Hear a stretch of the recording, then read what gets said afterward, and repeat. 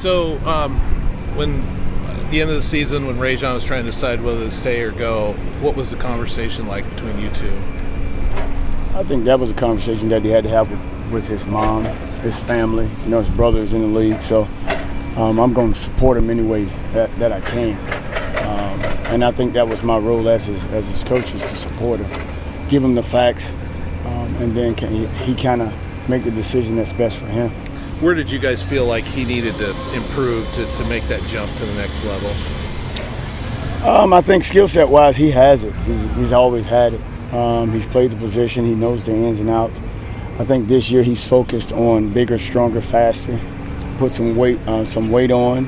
He put some work on in the weight room. So I think he did a good job off season addressing just his body and in his approach to this season.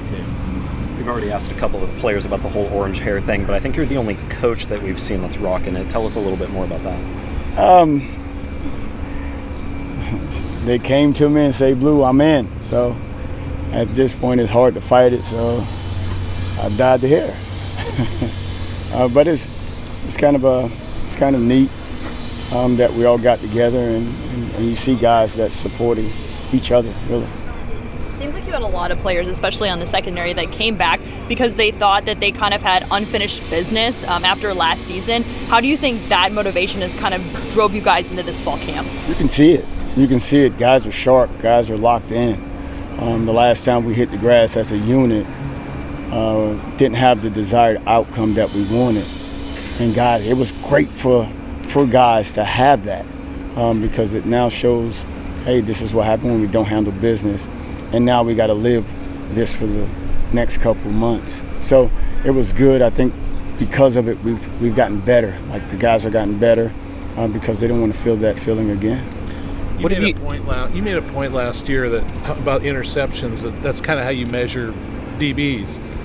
Do you feel like this group in general is better at that a year later, and in what way are they better? I think we got guys that has good ball skills. I think most everybody can catch. You know, you go out with your kid or someone, they can catch. But being able to judge the ball and helmet on and going through hands and things like that as the ball is coming to me and still catch, I think that's ball skills. And when you look at the guys that you have in the secondary, you have guys that have good ball skills. And so I think that's the start. Guys that feel comfortable catching the ball and that can actually catch the ball.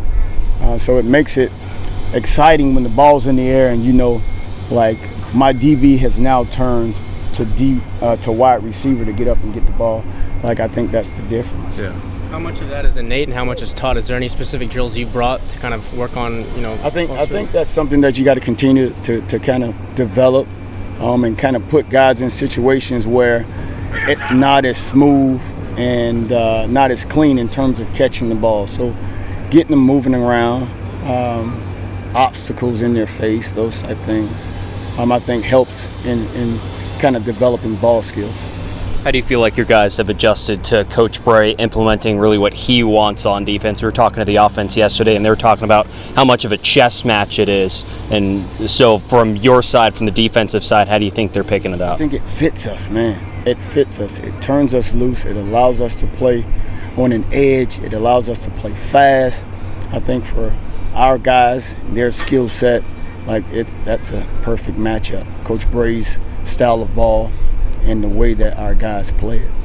And Katan has really been flying all over the place here in this camp. What have you seen from him? I think him, along with the rest of those guys, they're just sharp. They're super sharp. Their attention to detail has gotten better.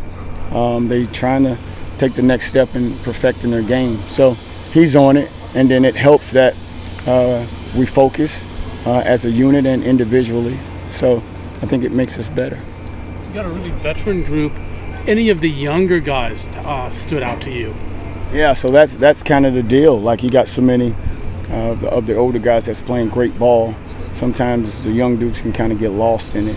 But then when you start to watch the tape and see these young men that's continuing to make strides, Skylar Thomas, Ronald Harge, Bryant Cooper. So you got some young dudes that's going to be here that you're kind of excited about. You tend to ride two cornerbacks a lot during games, the top two guys. How hard is it going to be to get Rajon and Alex off the field? I don't think it'll be tough at all. It's about the totality of the season. So we definitely want to be our best as we're getting into November, the later part of the season. So just those guys understanding like, hey, I'm going to play ball, but we're chasing something far greater than just the immediate future. As far as just the sheer amount of guys that you have coming back from last year, guys who look like they could play and potentially make that too deep, that depth is a good problem to have, right? Having potentially too many guys. No, I don't think so. I think depth is great. How we play the game, and as small as our bodies are, sometimes we go down, and we can go from having the best depth, the most depth, and then that next game or so, like we've taken some casualties, if you will. So having young guys that are developed, that's ready to go, that's kind of chomping in the bit, is critical.